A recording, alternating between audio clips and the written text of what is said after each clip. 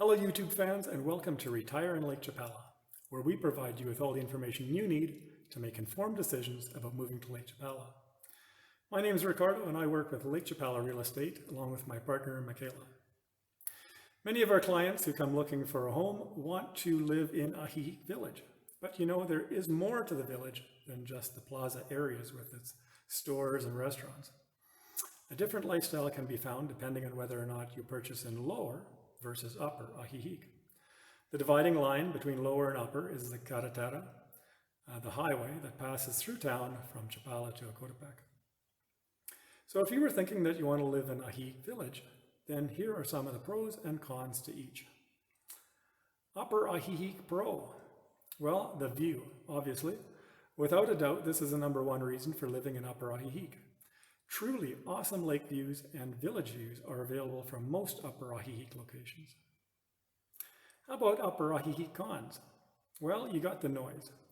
All the noise of Lower Ajijic travels up the hill, so you hear all the barking dogs, traffic on the carretera, festivals, roosters, and more. You're also living more in the Mexican barrio.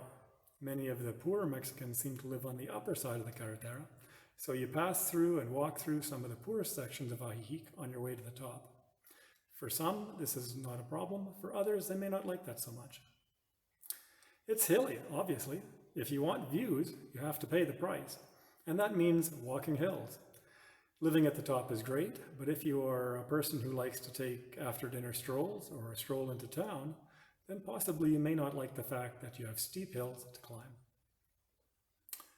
You also have further to walk to Lower Ajijic. Lower Ajijic is where all the shops and restaurants and markets are. So you do have further to walk to get to these locations from Upper. Upper Ajijic also doesn't have very many stores or restaurants. They got a few corner stores and just a couple of restaurants, but for the most part, everything's in Lower. So this means that you're going to be using your car probably a little more often when you want to go out for dinner or you need a few grocery items. Poor roads. Upper Ajijic generally has poor roads, poorer than Lower. All of Ajijic, remember, has cobblestone streets, but the ones in Upper, well, they seem a little more worse for wear.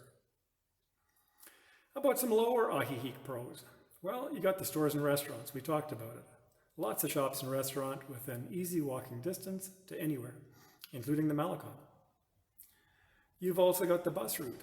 The third class eastbound bus runs through the middle of Lower Ajijic on Constitution Street and westbound on Zaragoza Street. So you know it's easy to catch the bus in either direction.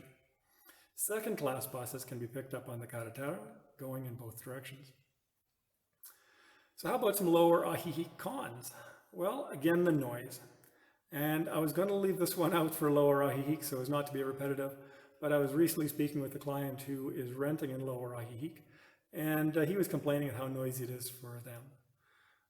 There is more noise from bars and restaurants, dogs, roosters, etc., depending on exactly where you live.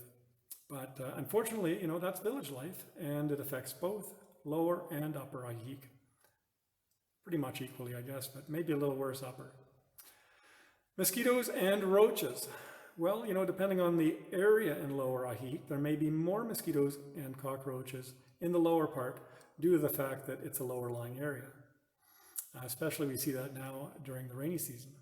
Flooding, more rainfall during the rainy season can affect some areas of Lower Ajijic. And usually this is temporary, month or two, and then it finally goes away and we get into dry season again. Road closures. Lower Ajijic is in the center of all the festivals and parades, and due to the proximity to the church and the plaza, you have a lot of parades and things to deal with. So as a result, there's more road closures due to the parades and festivals, making it at times more difficult to get in and out of your home. And I should also mention too that a lot of Guadalajarans come here on the weekends, and there's often a lot of difficulty, well, let's just say with Guadalajarans parking outside your garage and you know, not giving you the respect of leaving your garage entrance open. And this can be a problem in Lower Ajijic, which you will not see in Upper. So, the story is a little bit different if you look at either side of Ajijic Village. So La Floresta, again, has an upper and a lower, but, there's different pros and cons there as well. And then on the west side, you got Tio Domingo in the lower part, you got Las Salvias in the upper, and I can give you some pros and cons for that as well, too. So if you want those, get a hold of me. If you have any comments or additional pros or cons that I may have missed, please feel free to post, and I'll be happy to answer. If you want more information about anything to do with Lake Chapala or about this blog, please contact me, and thanks for watching. Bye for now.